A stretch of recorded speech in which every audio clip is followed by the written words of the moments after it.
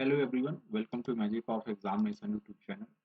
ये भारत के भूगोल का तीसरा लेक्चर है जिसमें हम हिमालय को पढ़ेंगे। हिमालय का विभाजन किस प्रकार से किया गया है, कहाँ से कहाँ तक फैला हुआ है, प्रमुख पर्वत शिखर कौन से हैं, उनकी ऊंचाई क्या है, किस राज्य में है, किस देश में है, उसको हम पढ़ने वाले हैं। ये लेक्चर आपका आरआरबी के एग्जाम जैसे कि एएलपी, एनटीपीसी टेक्नीशियन, साथ में एसएससी के जितने एग्जाम हैं और स्टेट पीएससी जैसे कि एमपीपीएससी, बीपीएससी या ऐसे कोई भी एग्जाम जिसमें भारत का भूगोल पूछा जाता है, उसके लिए आपको उपयोगी साबित होगा, बराबर आपकी हेल्प करेगा। ठीक है, तो चलिए प्रारंभ करते हैं। इसके पहले जो लोग इस लेक्चर को देख रहे हैं, अगर मान लीजिए उन्हें कोई चीजें समझ में नहीं आ रही हैं या कोई चीजें उन्हें लगता है कि इसमें संशोधन की आवश्यकता है, तो कमेंट में आप जरूर बताइएगा। ठीक है, तो अगर हिमालय की हम बात करते हैं सबसे पहले, तो हिमालय आपको पता होगा कि भारत में उत्तर पश्चिम से लेकर पूर्व तक फैला हुआ है। दो पॉइंट याद रखिए कि हिमालय कहाँ से कहाँ तक है। तो जम्मू कश्मीर के एक पर्वत आता है आपका नागा पर्वत।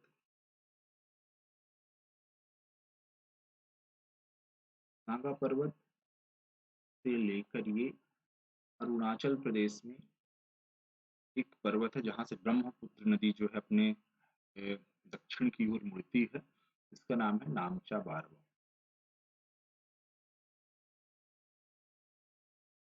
यहाँ तक आपका हिमालय मिल रहा है, लगभग 2500 किलोमीटर लंबा है ये। इस पूरे रेंज में बहुत सारे चोटियां हैं जिसको हम पीक बोल देते हैं या शिखर बोल रहे हैं।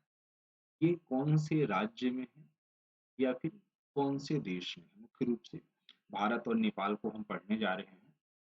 तो और कुछ एक लास्ट क्वेश्चन आता है कि इनकी ऊंचाई, बस आपको तीन की ऊंचाई याद रखना है। एक केटू की, दूसरी एवरेस्ट की, तीसरी कंचनजंगा की, बस हो गया।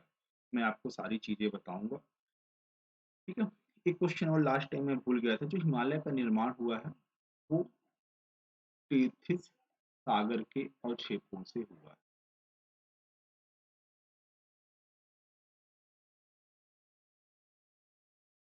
ठीक है? और ये जितनी चीजें बताई जा रही हैं इस पर सर्वाधिक मान्य है कोबर का सिद्धांत। मतलब कहीं पूछे कि हिमालय का उत्पत्ति कैसे हुई है, कौन सा सिद्धांत सबसे अच्छा है, तो कोबर का भू संतति।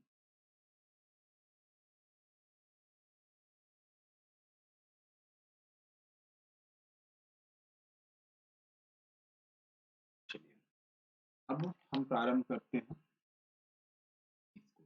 यहाँ पे आप मैप पे देख रहे हैं, कुछ शिखर को मैं बनाया हूँ, बाकी सारी चीजें मैं आपके साथ कंटिन्यू करूंगा। तो सबसे ऊपर आपको थोड़ा कलर चेंज कर दूं ताकि आपको दिखे यहाँ पे।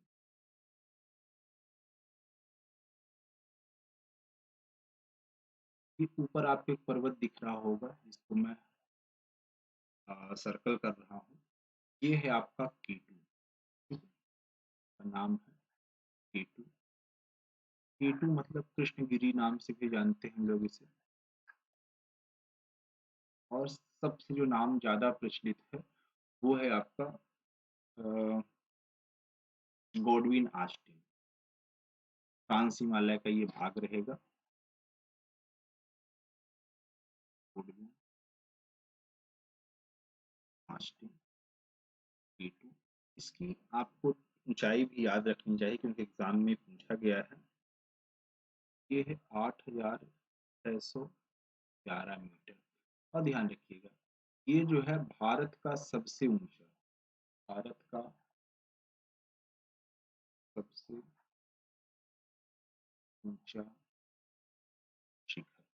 अगले स्लाइड में चलते हैं। अगर मैं यहाँ पे आपको T2 बताऊं, इसको आप हटा यहाँ बाद में पढ़ेंगे। ये आपका K2 है अगर। ठीक है, जैसे मैंने कहा ये भारत का, जरूर अभी ये जो है पीओके में है, हमारा इस पे कंट्रोल नहीं है पाकिस्तान ऑक्युपाइड कश्मीर में। लेकिन पाकिस्तान ऑक्युपाइड कश्मीर भी भारत का ही एक अंग है। तो भारत का सबसे ऊंचा पर्वत पूछे अगर, भारत का सबसे ऊंचा, और ऑप्शन में आपको K2 मिले तो यही लगाइएगा। दूसरा, वैसे मैक्सिमम किताबों में आपको कंचनजंगा ही मिलता है जो कि किस में है, सिक्किम में है। क्या नाम है इसका? कंचनजंगा।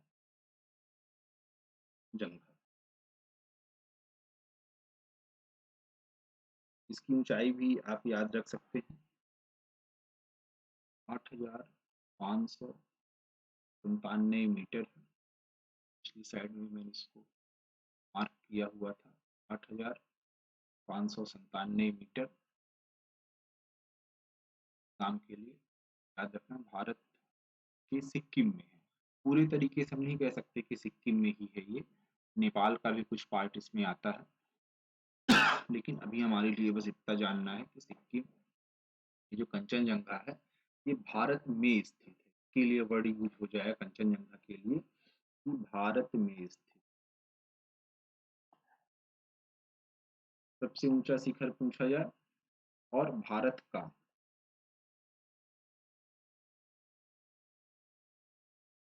सबसे ऊंचा,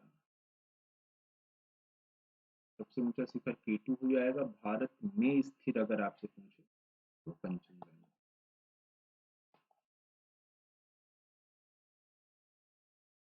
ये दो चीजें। तीसरा जो है आपका ऊंचे पर्वत में आ जाता है आपका धौलागिरी। अब आपको बस राज्य याद रख लेना है, ऊंचाई से मतलब नहीं है। हाँ, लिख मैं जरूर देता हूँ, लेकिन इतना डेटा ना याद करिए कि आप खुद कंफ्यूज हो जाए। 8,172 मीटर है और धौलागिरी है आपकी। अगला है आपका नागा पर्वत, जहाँ से प्रारंभ होता है हिमालय। ये भारत, जम्मू कश्मीर, और इसकी जो ऊंचाई रहेगी 8,126। दूसरा ये जैसे ध्यान रखिएगा, ये पिछली स्लाइड में मैंने ऊपर आप देखेंगे रेंज बनाई हुई है यहाँ, ये ट्रांस हिमालय रेंज है, या फिर हिंदू कुश श्रेणी भी हम इसको बोलते हैं, जिसमें आपका खैबर दर्रा मिलेगा। ये ऊपर जो ये दो दर्रा या पास कहें, यहीं से जो आर्य थ्योरी कहती है कि सिंधु घाटी सभ्यता का एक बहुत बड़ा पतन का कारण ये था कि जो आर्यन आए थे सभ्यता से मिलाप नहीं हो पाया और उन्होंने इसे खत्म कर दिया। ये अपने साथ कोई बीमारी वगैरह लाए जिसके कारण यहाँ के लोग जो है ना उससे खत्म हो गए, कारण उनमें से एक है। तो आर्य अगर वहाँ अपने सप्तसैधव प्रदेश में आए तो हिंदू कुश श्रेणी में एक दर्रा है खैबर दर्रा। आपने पाकिस्तान के एक प्रांत का नाम सुना होगा, खैबर पख्तूनवा। तो यही यहीं पे खैबर दर्रा है जिसको पार करके आर्य वर्तमान में यहाँ भारत में पहुंचे थे। प्रारंभ हुए सप्त सिंधु प्रदेश में रहे, फिर बाद में गंगा के मैदान जिसे आर्यवर्त कहा गया, यहाँ पे निवास किया था लोग। ये भी है। उसी के ऊपर पामीर की गांठ भी आपको मिल जाएगी। कुल्लुनसान हिमालसान जो आपका चाइना तक फैला हुआ है, ये आपको मिलने वाला है। धौलागिरी आपके दो हो गए, धौलागिरी नागा पर्वत। नागा पर्वत भारत के जम्मू कश्मीर में रहेगा। 3 शिखर आपको याद रखना है कंटिन्यू, सिर्फ किस देश में है? अन्नपूर्णा, धौलागिरी और मशाली। ये किसमें हो जाएंगे? आपके नेपाल में। मैपिंग कर लीजिए। मैपिंग करने से फायदा ये होता है कि हम अगर देखे भी हैं उसको तो कहीं ना कहीं याद रहता है। ठीक है, तो नंदा देवी, अन्नपूर्णा और माउंट एवरेस्ट, ये कहाँ पे हो जाएंगे? नेपाल में।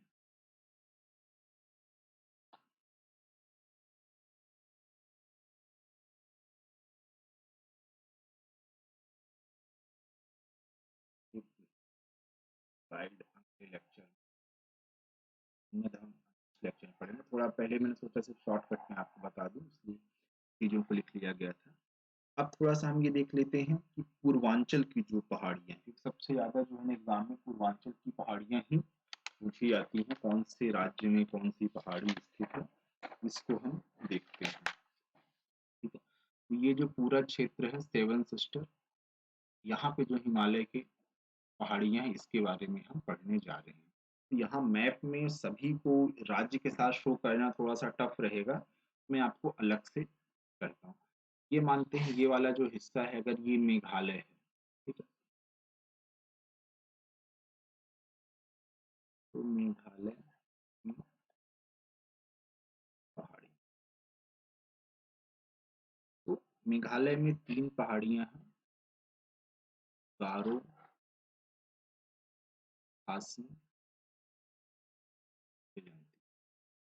और ये जो है ना, ये ट्राइब्स के भी नाम है, मतलब जो जनजाति होती है, इन पहाड़ियों में जो जनजाति पाई जाती है उन्हीं को उन पहाड़ियों के नाम से भी जानते हैं। जो ट्राइब्स भी अगर पूछे गारो जनजाति कहाँ मिलती हैं तो मेघालय, खासी जनजाति कहाँ मिलती है तो मेघालय, जनजातियाँ कहाँ पे मिलती हैं तो मेघालय। ठीक है? और ये किस पे है, अगर पठार पूछे तो शिलोंग का पठार।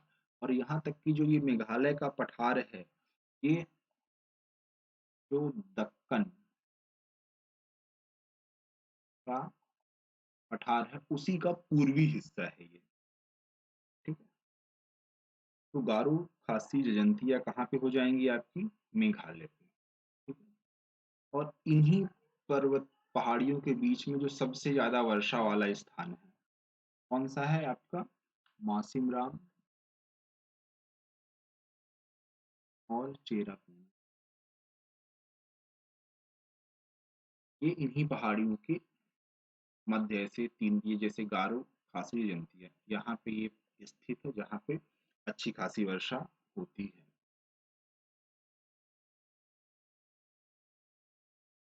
फिर अरुणाचल प्रदेश, ये जो पूरा हिस्सा है ऊपर वाला, ये कौन सा हो जाएगा आपका, अरुणाचल प्रदेश।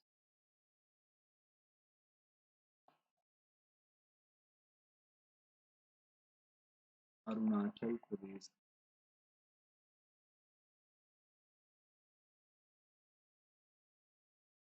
तीन नाम यहाँ पे भी याद रखना है, दाफला, अबोर और मिशमी।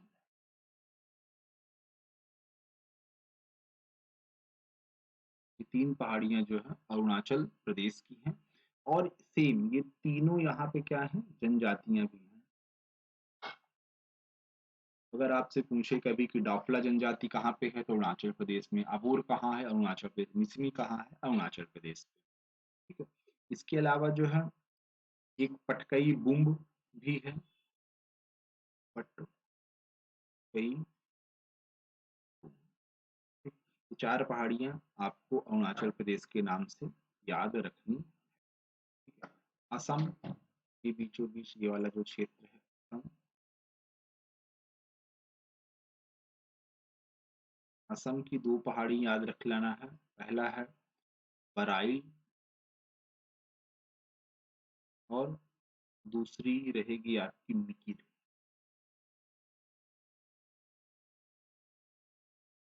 मिकिर और बराइल। मिजोरम यहाँ नीचे आ जाएगा। तो मिजोरम में मेजो पहाड़ी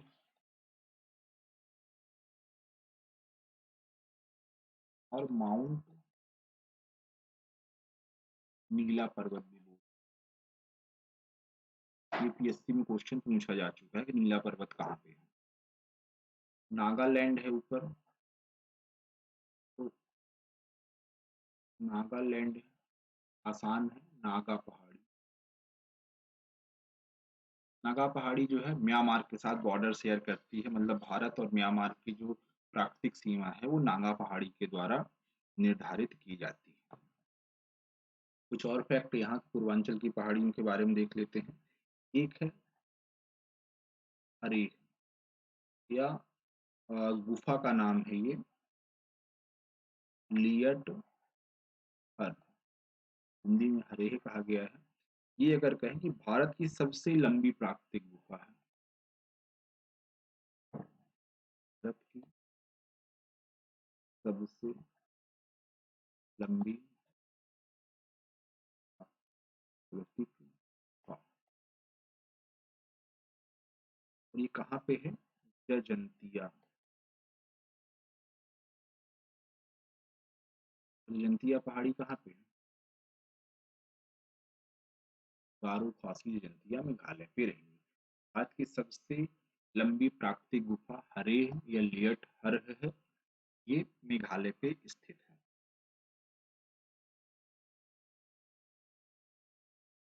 आपने एक नेशनल पार्क का नाम सुना होगा, नोकरेक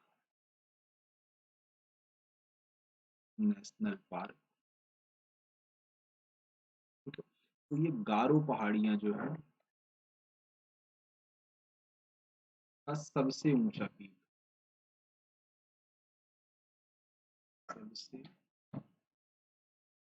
ऊंचा पीक है क्या? एग्जाम क्योंकि पूछा गया है कि गारो का सबसे ऊंचा पीक कौन सा है, तो नोकरेक है। और नोकरेक नेशनल पार्क कहाँ पे है? मेघालय पे।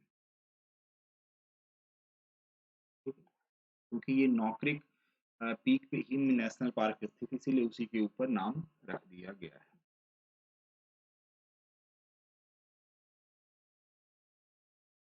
तो मेरे ख्याल से ये चीजें आपको क्लियर हो रही होंगी।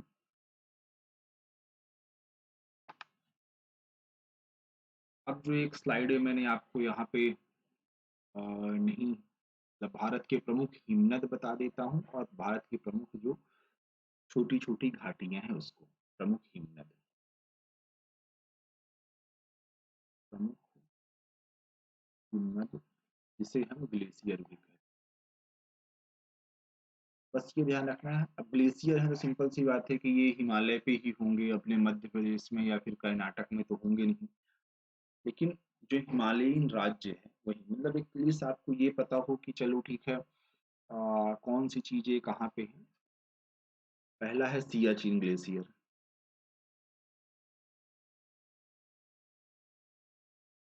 दूसरा हिस्पर, तीसरा पल्टारो, ये तीनों जो है ये है काराकोरम रेंज,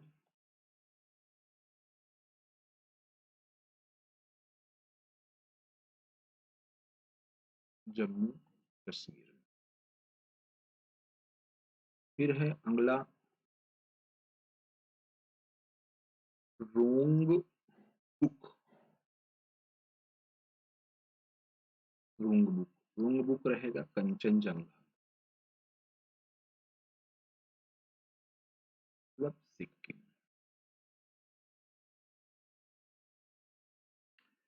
फिर ग्लेशियर का नाम है अगला गाडवी नास्टू,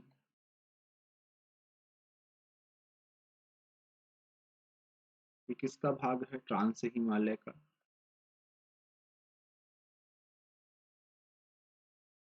मतलब काराकोरम रेंज,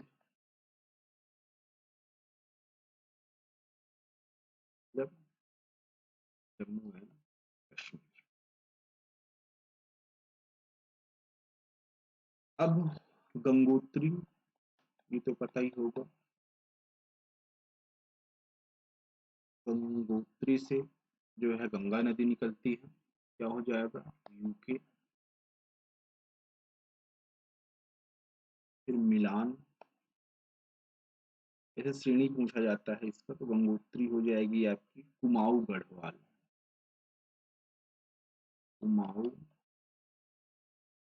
गढ़वाल श्रेणी। मिलान जो है ये हो जाएगा आपका, ये भी कुमाऊं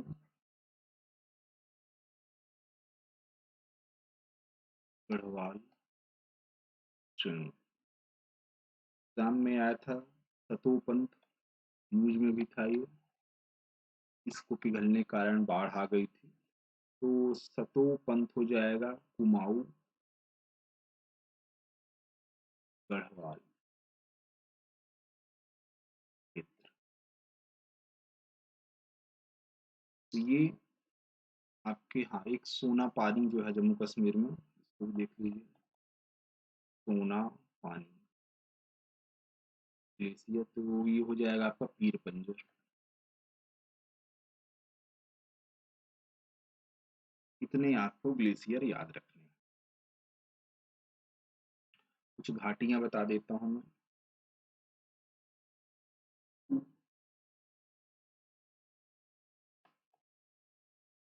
घाटियों में नाम ही याद हो जाए वही बहुत बड़ी चीज है। मरखा, नुब्रा,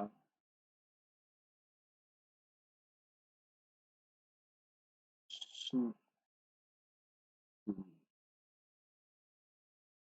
मतलब मरखा घाटी, नुब्रा घाटी, सुरू घाटी, ये 3 जो घाटियाँ हैं ये आपके यहाँ ऊपर लद्दाख में।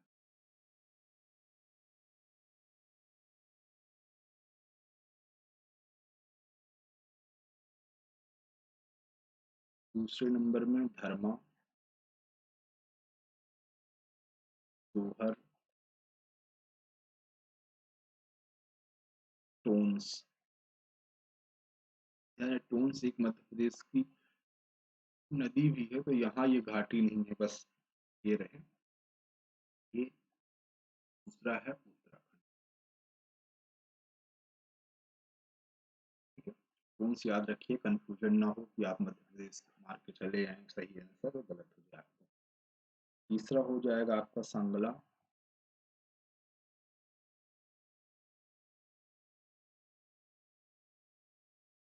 ऐसा है, अगला घाटी हो जाएगी आपकी हिमाचल प्रदेश का हिस्सा, ये छोटा।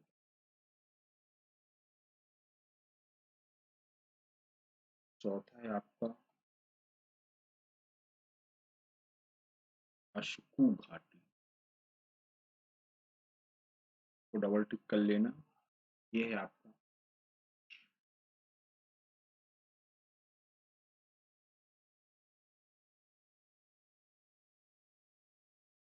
और पांचवी घाटी जो है आपको याद रखना है, वो है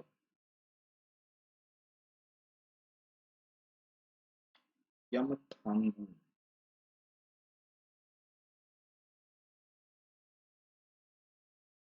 यमथांगू घाटी जो आपकी।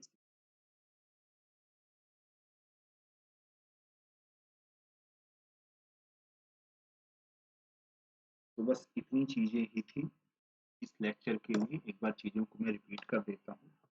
बहुत ही इंपॉर्टेंट है चीजें, अगर आपको बस एग्जाम में क्लियर करना है, खासकर रेलवे एनटीपीसी वगैरह, तो यही सारी चीजें आपको मैक्सिमम लोगों से आगे लेके जाए, क्योंकि कौन सा पर्वत कहाँ पे है ये सारी चीजें याद रहती हैं सभी को, लेकिन घाटियाँ जैसे कि मरखा, नुब्रा, सुरू घाटी, लद्दाख की भी काफी न्यूज में था अभी।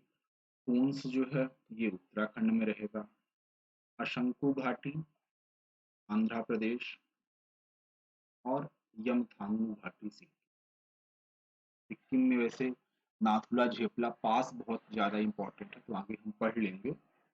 लेकिन अभी जब मुख्य रूप से घाटियां हैं पास, तो हम जितने भी दर्रे, जितने ही पास ऐसे आने वाले एग्जाम में इम्पोर्टेंट है, तो आने वाले लेक्चर में इसको कंप्लीट करेंगे घाटियां। इसके पहले हमने पढ़ा था प्रमुख ग्लेशियर, तो ये सियाचिन, हिस्पर, बल्टारो, काराकोरम रेंज जम्मू कश्मीर में स्थित रहेंगे यहाँ। ठीक है, रोंग बुक जो है सिक्किम में रहेगा, कंचनजंगा में। गॉडविन आस्टिन सभी को पता, ट्रांस हिमालय काराकोरम रेंज। अरे हिलेट जो है भारत की सबसे लंबी प्राकृतिक गुफा है, जजंतिया पहाड़ियों पे, मेघालय पे। मेघालय पे ही जो है नॉकरेक नेशनल पार्क है, जो कि गारो पहाड़ियों का सबसे ऊंचा शिखर भी है। इसके अलावा अरुणाचल प्रदेश की पहाड़ियाँ, और अरुणाचल प्रदेश और मेघालय साथ में, ऐसा मतलब पूर्वांचल जितनी पहाड़ियां हैं उन्हें जनजातियों के नाम से भी जाना जाता है। तो डाफला, अबोर, मिसमी और पटकई बुम। ठीक है, ये अरुणाचल प्रदेश की पहाड़ियां और जनजातियों के नाम हैं। असम में बराइल और मिकिर पहाड़ियां मिलती है। मिजोरम में मेजो पहाड़ियां और साथ में नीला पर्वत। नागालैंड में नागा पहाड़ी जो म्यांमार के साथ इसका बॉर्डर शेयर करती है। मेघालय की प्रमुख पहाड़ियां और ट्राइब्स सेम है, गारो, खासी, जयंतिया। ठीक है, मौसिम राम, चेरापूंजी इन पहाड़ियों के मध्य में स्थित है, जिसके कारण यहाँ सबसे ज्यादा वर्षा होती है। ये शिलोंग के पठार का भाग है, और ये कहीं न कहीं दक्कन के पठार का भी एक्सटेंडेड रूप रहेगा। भारत में अगर कहें ऊंचे पर्वत के रूप में, थोड़ा मैं पीछे से कर रहा हूँ, तो ये कुछ पर्वत हैं आपके जो कि एग्जाम में पूछे जाते हैं कहाँ पे स्थित है। ये खैर मैंने काफी डिटेल में आपको बताया हुआ है। और ध्यान रखिएगा, अगर आपने नोट्स बना ली, मतलब हैंड रिटेन नोट्स बना ली, तो हो सकता है कुछ पॉइंट आपके इस नोट्स में ना मिले। यही रहे कि कोई एक दूसरा यूट्यूबर है या कोई दूसरा टीचर बहुत अच्छा, मेरे से बहुत अच्छे तरीके से पढ़ाया हुआ है, लेकिन वो आपको पीपीटी देगा, आप उस पीपीटी को रख लेंगे और जीवन में कभी नहीं पढ़ेंगे, और आपका सिलेक्शन भी नहीं। तो अगर ये चाह रहे हैं कि मैं सिलेक्शन लूँ, तो नोट्स बनाते रहिए, फिर जब हम प्रैक्टिस करेंगे, ठीक है, तो ये मान के चलिए अगर 10% चीजें मिस भी हुई हैं, ये प्रैक्टिस में कवर हो जाए, अगर आपने नोट्स बनाए हुए हैं। नोट्स नहीं बना रहे हैं, कोई कितना अच्छा ही पढ़ा ले, आपने कितनी अच्छी किताबों से पढ़ लिया, कोई फ़ायदा नहीं। चलिए, अगले लेक्चर में हम भारत का जो विशाल उत्तरी मैदान है, ठीक है, प्रायद्वीपीय पठार जो है, उसको हम साथ में पढ़ेंगे। मतलब ये जो बँटवारा है भारत का फिज़िकली, उसको हम नेक्स्ट लेक्चर में पूरा कर लेंगे। साथ में जो प्रमुख चैनल्स हैं, जैसे कि 8 डिग्री, 9 डिग्री, 10 डिग्री, इसको और प्रमुख दर्रे वगैरह, इनको पढ़ा जाएगा। जब ये कंप्लीट हो जाएगा तो फिर हम जो सबसे इम्पोर्टेंट टॉपिक है वो है अपवाह तंत्र। सिंधु नदी, गंगा नदी, अपवाह तंत्र, फिर प्रायद्वीपीय भारत की जितनी नदियाँ निकलती हैं, उसके बाद भारत की प्रमुख झीलें वगैरह हैं, इन सबको पढ़ा जाएगा। प्रमुख परियोजनाएँ कौन-सी हैं, किन राज्यों में हैं। चलिए ठीक है, अगले लेक्चर में मिलते हैं। और वॉचिंग।